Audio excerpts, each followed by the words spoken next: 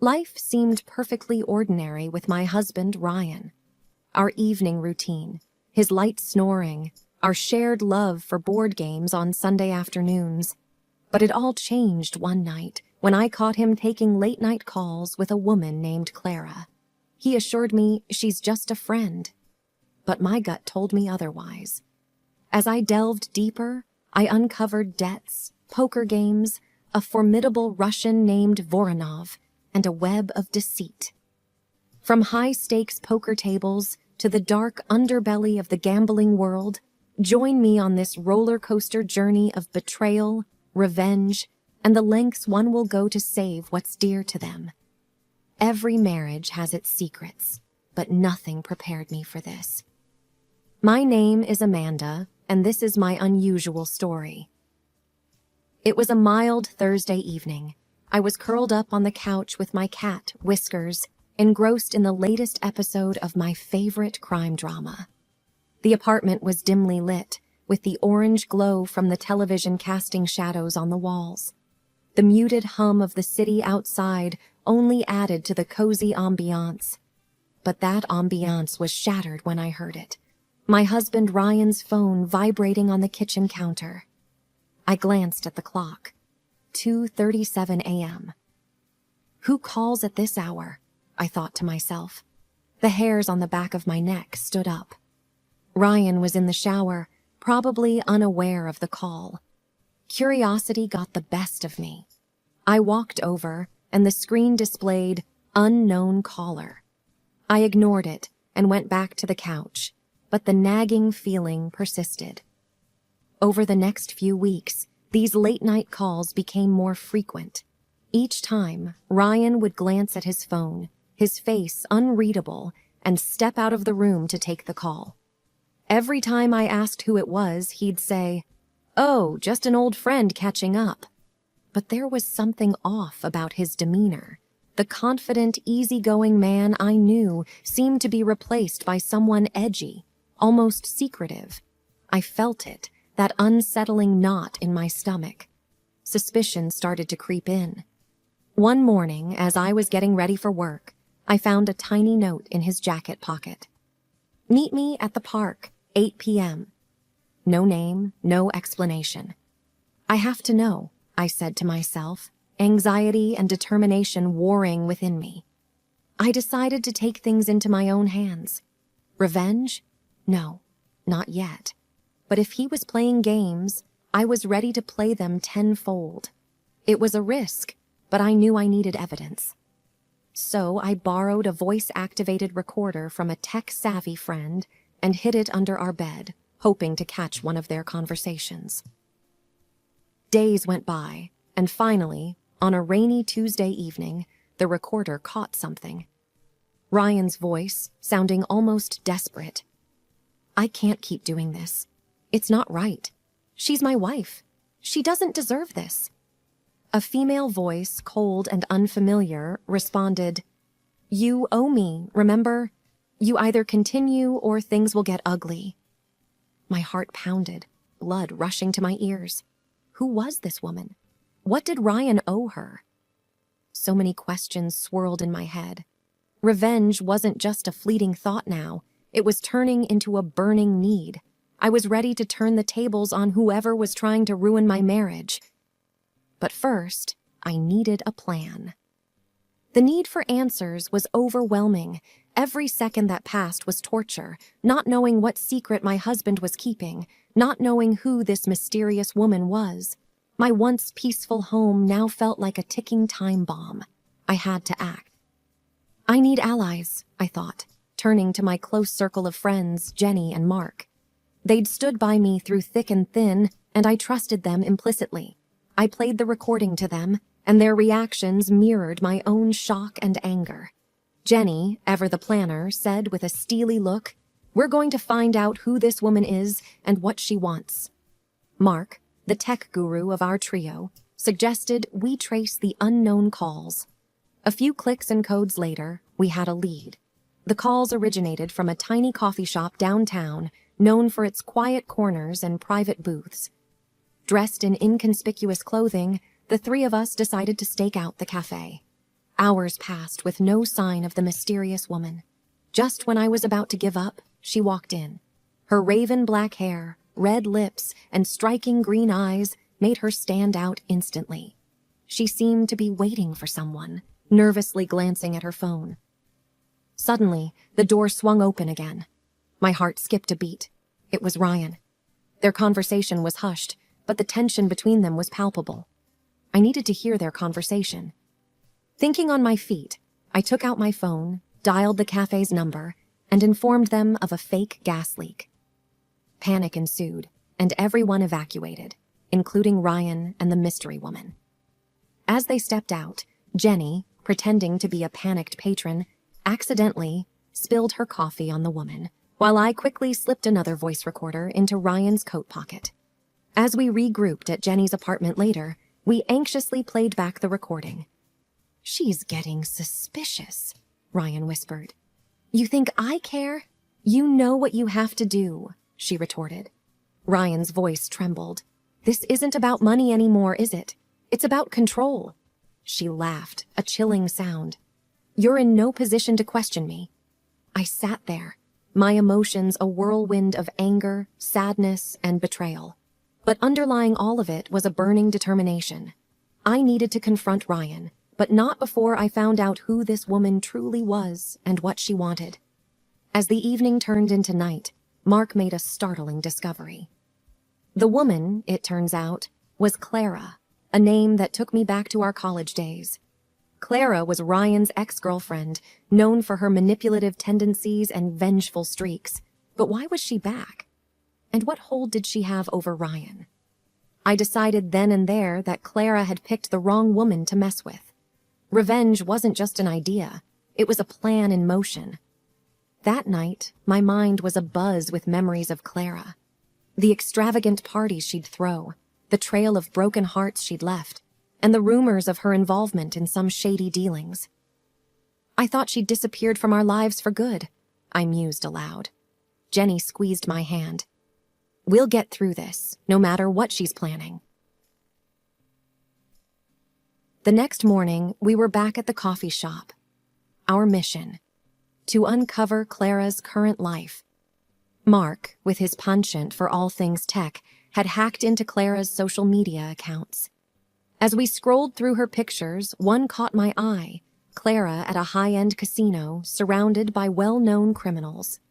"That's it," Mark whispered, pointing to a man beside Clara. "That's Dmitry Voronov, one of the most feared mobsters in the city." The pieces of the puzzle started falling into place. Clara was in deep with some seriously dangerous people. But how did Ryan fit into all of this? My determination to find answers took us to the casino. It was opulent, with gold trimmings, chandeliers, and an atmosphere charged with anticipation. Clara was there, seated at a high-stakes poker table with Voronov. I'd come prepared. With a wig and a change of clothes, I was unrecognizable. Taking a deep breath, I approached the poker table and asked for a game. To my surprise, Clara didn't recognize me. As the game progressed, I could feel Clara's frustration rising. I was winning, and she didn't like it. Taking a gamble, I leaned in and whispered, "You might be used to having control, but not tonight." Clara's eyes widened, but before she could react, I pulled out an envelope. It contained photos of her with Voronov, evidence of their illicit dealings. "What do you want?" she hissed. "I want you to leave my husband alone," I stated. She scoffed. "You think this is about Ryan? This is bigger than your little love story." I had her attention now. "Tell me everything, or these go to the police." She sighed, defeated. "Fine. Ryan owes me. Years ago, I helped him out financially, and now I need him to pay up. Voronov is my insurance. But trust me, once I get what I want, Ryan will be free." I was taken aback. This was about money? "How much does he owe you?" $50,000, she replied. Mark, who had been listening in, interjected, "Looks like you're having a bad night, Clara. What if we strike a deal?" And just like that, we had a plan. a poker game where the stakes were high and the outcome could change everything. As the evening wore on, our high-stakes poker game drew a crowd. Clara, with her piercing eyes and sharp wit, was known as a force to be reckoned with at the casino. But tonight, she looked rattled. Every time she glanced my way, her confidence seemed to wane. I thought to myself, is this really about the money, or is there something more? The tension was palpable. "You're playing with fire," Clara whispered menacingly during a break. I replied, "Sometimes fire is the only way to cleanse." Mark, ever the tech genius, had set up a discreet live stream of the game. Thousands were now watching online, enraptured by the unfolding drama. He'd also set up a crowdfund, pitching it as the game to save a marriage. Donations started pouring in. As the hours ticked by, the pot grew larger and larger. Clara was losing, and she knew it. The mounting pressure made her sloppy. Finally, in a dramatic final hand, I won. But it wasn't just about the money. It was about taking back control. I could see the defeat in Clara's eyes, and for a brief moment, I felt sorry for her. But then I remembered all the pain and chaos she had brought into my life. Jenny sidled up to me, her eyes shining. "You did it!" I hugged her tightly. "We did it!" We had more than enough to pay off Ryan's debt, with a significant amount left over. I decided to donate it to a charity supporting victims of scams. However, the story doesn't end here. With Clara defeated at the poker table, we had a false sense of security. Little did we know that Voronov wasn't going to let things go so easily. 2 days later, as I was leaving work, a black car pulled up beside me. The window rolled down, revealing Voronov's cold, steely eyes. "You may have won the game," he hissed, "but you haven't won the war."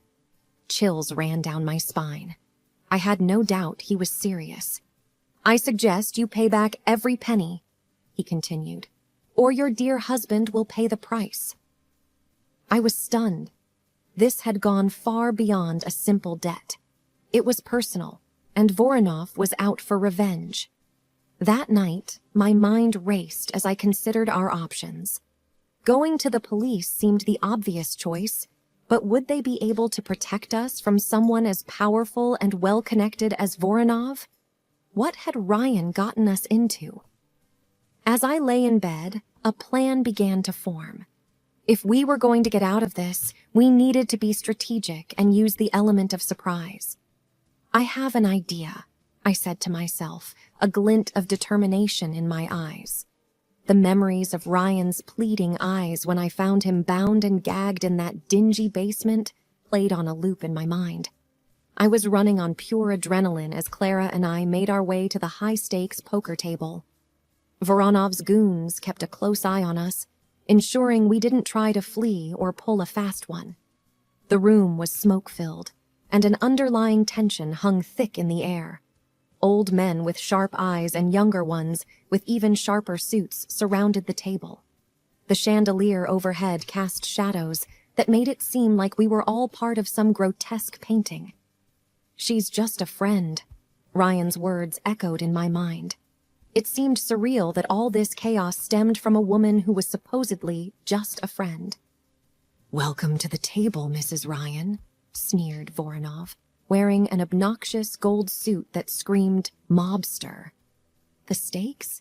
Enough money to clear Ryan's debts and my husband's life. Clara, who had grown up in underground poker circuits, had taught me a thing or two over the past few days.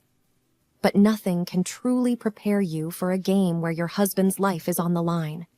Chips were tossed, cards were dealt, eyes darted. "You got this," I whispered to myself, trying to calm my racing heart. 2 hours felt like 2 lifetimes. Bluffs were called, hands were lost, and the pile of chips in front of me slowly but surely began to grow. With every hand won, Voronov's smile faded just a smidge, replaced by a mounting fury. Clara sent me silent nods of encouragement from the sidelines. The final hand arrived. I had a pair of queens. Betting went around the table.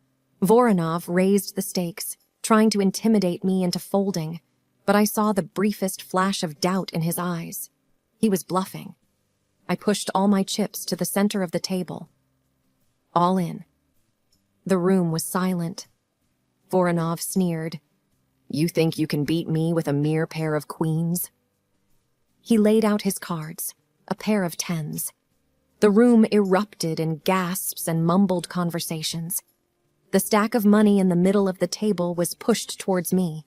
Voronov, furious and embarrassed, stormed out with a trail of goons behind him. Clara and I rushed back to the basement. With the debts cleared, Ryan was released, albeit with a few bruises. As we drove back home, the weight of what had transpired began to sink in. Ryan sobbed, apologizing for the mess he had dragged us into. And Clara, the mysterious woman who was supposedly just a friend, turned out to be his savior and mine. It was she who had tipped off Ryan about Voronov's tricks at poker, leading to his debt in the first place. It was a ploy to get back at Voronov for a personal vendetta. But she hadn't anticipated things to escalate this far. Ryan and I needed time to rebuild, to find trust again. And while Clara's actions had indirectly put us in danger, she was also the reason we got out of it. We parted on amicable terms, with her heading back to the poker circuit, hoping to use the winnings to bring down more corrupt players like Voronov. Life slowly returned to its mundane rhythm, but with a newfound appreciation for the ordinary moments. Late-night calls were replaced by late-night cuddles, and I couldn't have been happier. The end of this chapter, however, was just the beginning of another. Ryan and I started attending therapy, both as a couple and individually. We opened a small cafe using the winnings as seed money, naming it Clara's, as a nod to the woman who changed our lives in more ways than one. As for Voronov, rumors say he left the country, his reputation tarnished, but every so often I can't help but glance over my shoulder, just in case. After all, in a game of high stakes, you can never be too careful.